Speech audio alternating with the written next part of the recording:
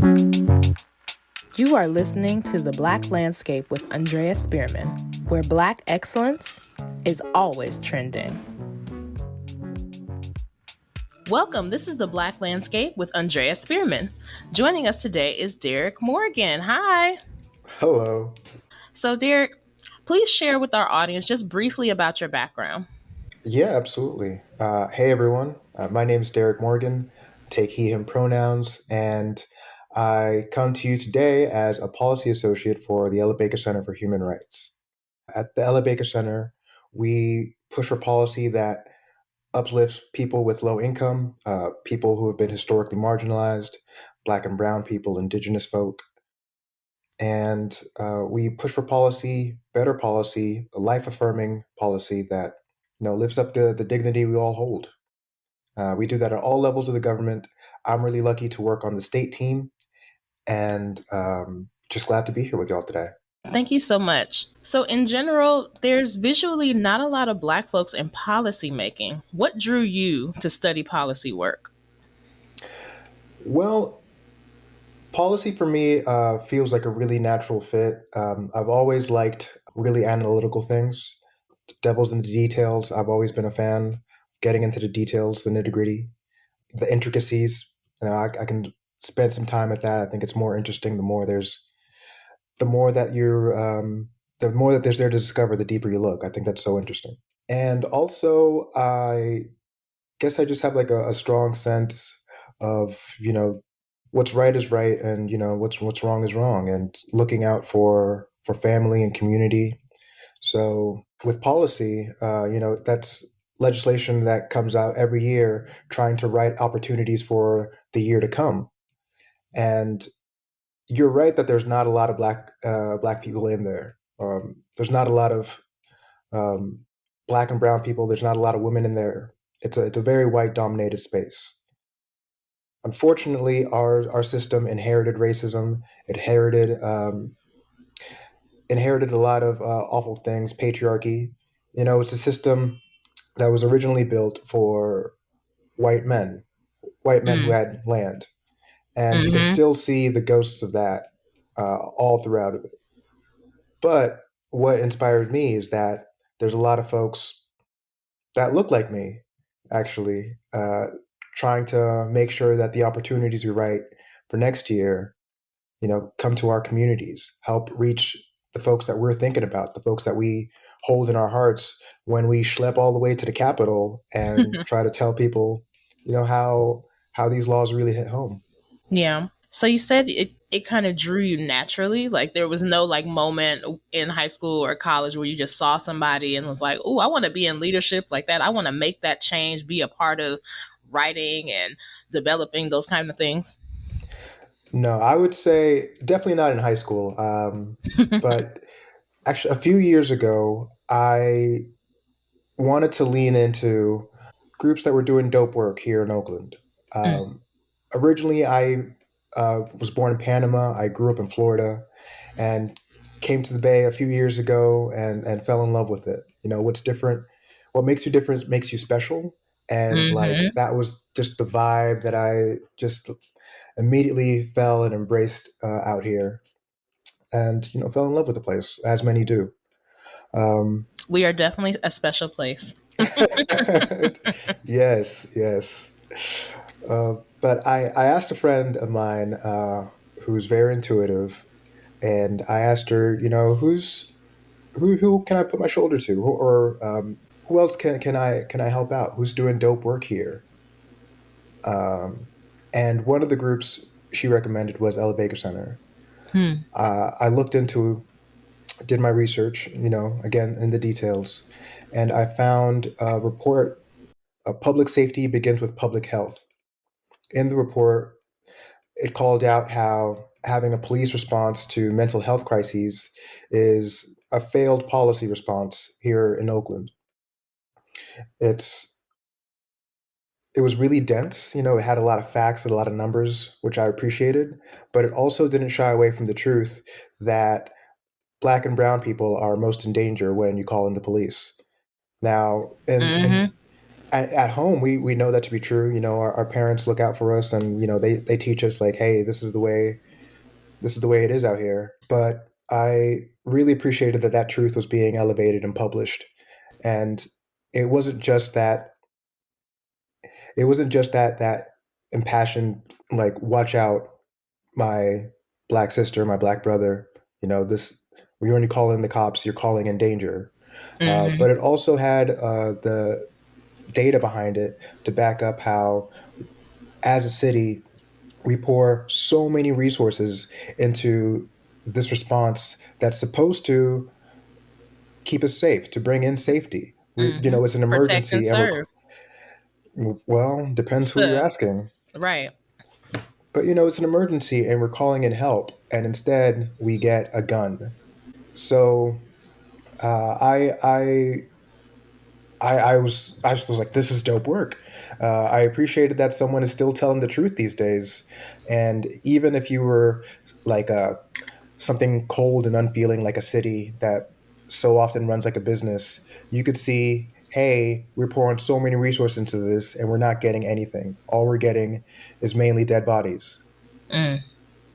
So I reached out and said, "Hey, if you are doing anything like this again, I would love to volunteer. You know, I wear glasses and they're not a prop. I would love to nerd out." As a fellow glasses wearer. Yes. uh, and that ask to volunteer opened up into an internship opportunity where I got to see the Ella Baker Center push for some really dope laws, and got to see the whole process over a summer. And when a spot opened up on staff, I was really happy that I was chosen. You're very funny. I wear glasses. So, coming into that space and having this propensity and inspiration and passion for creating safety and safe places, you shared with me that you organized a safe sharing space for adults in Berkeley. Now, what is that and how did it manifest? Yes, when I first came to the Bay, I was running the Mellow Mellow Kava Bar. It's the first The kava what? bar. I get that a lot too. Don't worry. So kava, it's a drink from the South Pacific. Picture Fiji and Vanuatu, and traditionally it's used to bring people together. Uh, it can make you more relaxed, so it can make you more sociable and more talkative with the person next to you, but it doesn't inebriate you the way alcohol does. Mm, So it's a wonderful social lubricant that way. a social lubricant. That's you're good. Well, you know, other people are our world, so sometimes it helps to have something to pave the road to another. You know. Hmm. So, with a few friends that I had grown up with, we established the first kava bar in the Bay, and it was dope. You know, we got to uh, share this wonderful space with really cool people. You know, I like to call it a safe place for tender hearts, uh, Aw, because that's precious. well, we just want to really to like lift up that same ethos of, you know, what makes you different makes you special. So come here and be different with us. Um, we have open mic nights that I was really happy that we could cultivate, and that was beautiful. Once a week, poets, artists, even comedians would come into the stage, and Now, the see, you floor would know be the Bay theirs. You Area know. loves an open mic. Give us an open mic any night of the week. People will be there. Yes, yes. But it was great because you got to see people that were normally, you know, kind of shy, opened up, and the tables reversed, where they were providing something for everyone else. Well, that's such an amazing thing because I think once you create open spaces for people, they feel more empowered. They feel like their Mm. voice is valued. They want to come back. They want to be involved more. Would you say that's true? Yeah, I would. I would. I've never put it so succinctly in my head, but that's a beautiful way of expressing it. That's That's exactly some of like the joy that still resonates with me. But yes, just seeing people how they would open up. And what would you say was probably one of the highlights of this meeting space? Oh boy. Uh, I just, for me, it was just doing something that didn't seem possible. It didn't feel like it was something chasing a profit motive. It was truly like a space where you can just come and feel safe, no matter what your background. It was a nice melting pot that way because you could come, take a load off, and start a conversation with someone next to you about nothing at all. No kind of preconditions.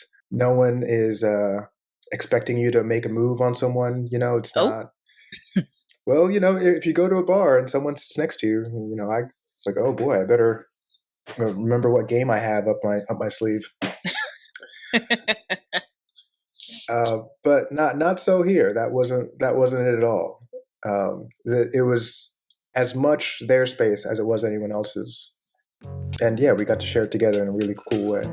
it's been so great chatting with you. Let's take a short break to hear from our sponsor. To catch up on previous episodes of The Black Landscape, stream on Spotify, iHeartRadio, Anchor.fm, Apple, and Google Podcasts.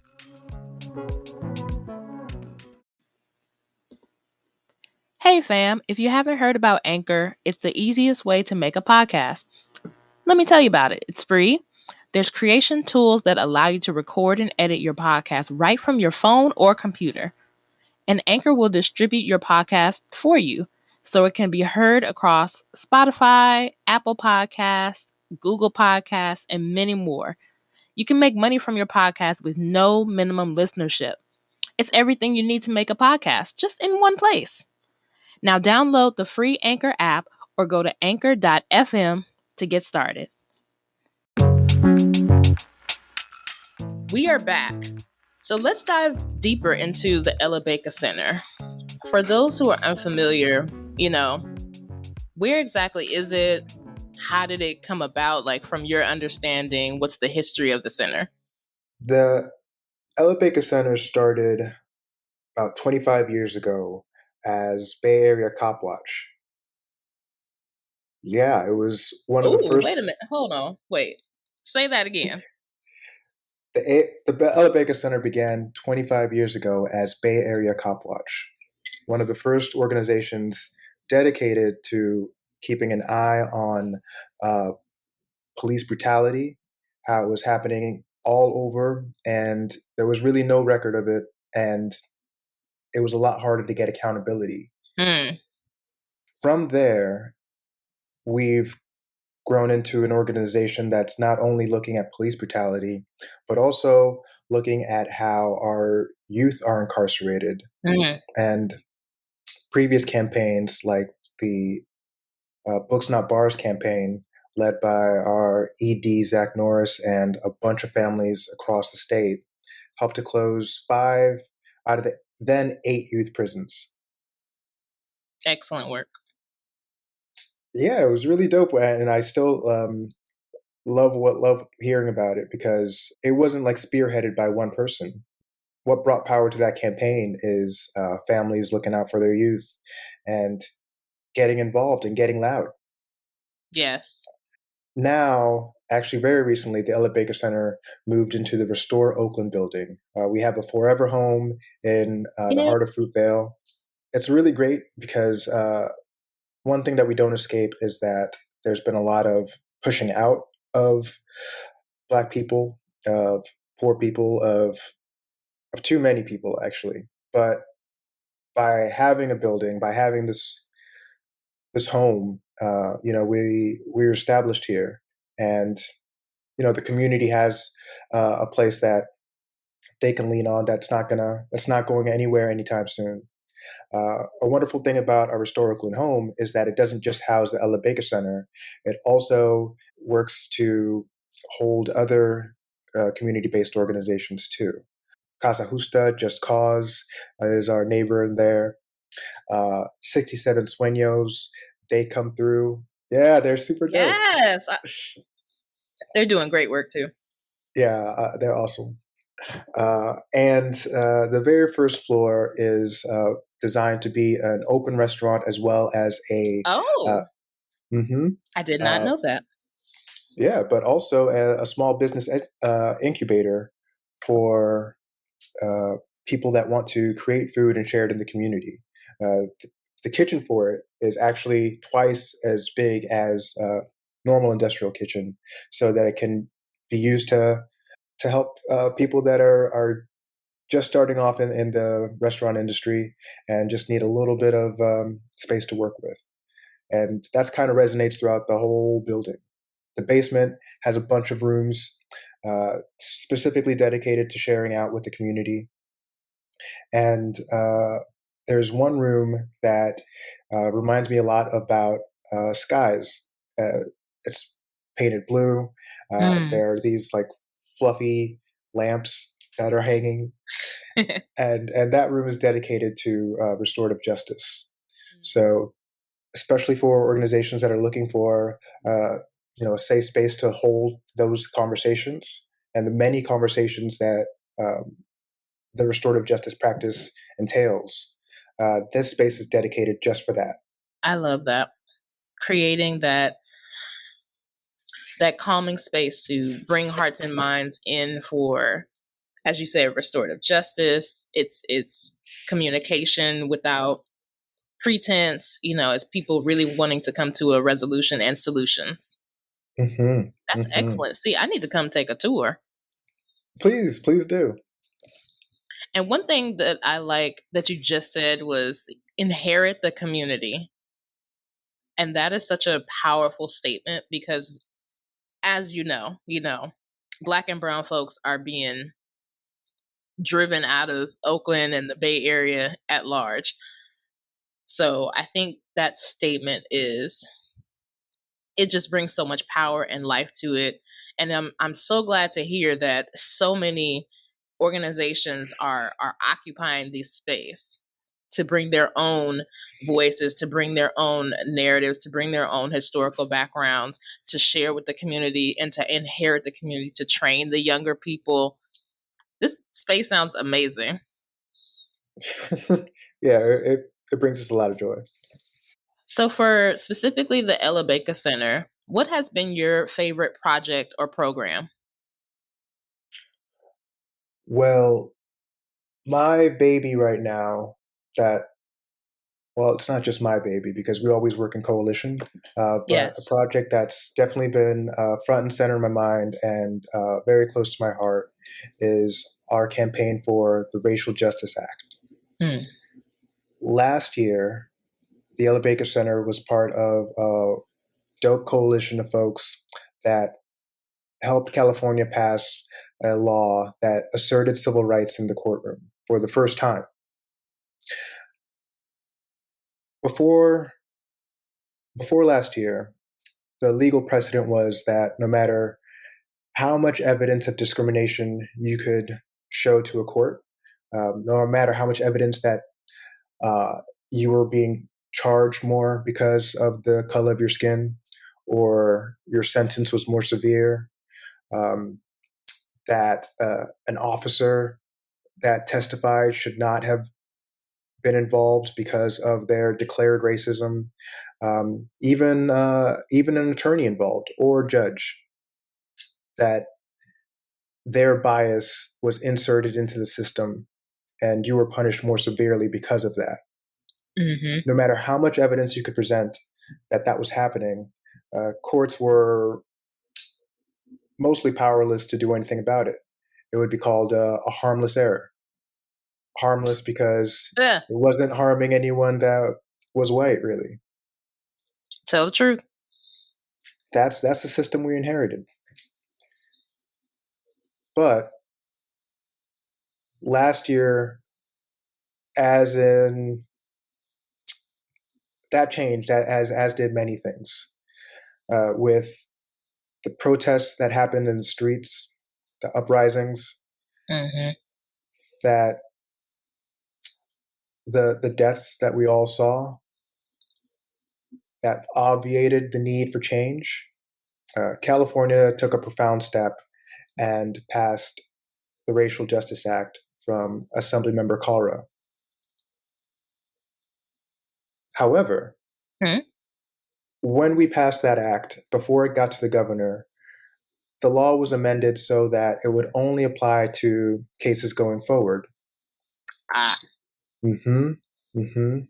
Uh, However, we know that racism wasn't something that was invented in 2021. right. So this year, we're fighting for the Racial Justice Act for all. Again, Hmm. Assemblymember Ash Kalra from San Jose. He's one of the reasons that I admire public defenders more and more every day. He's championing this bill so that the protections that we now have against racism in the courtroom uh, can apply to anyone, especially those who are already harmed.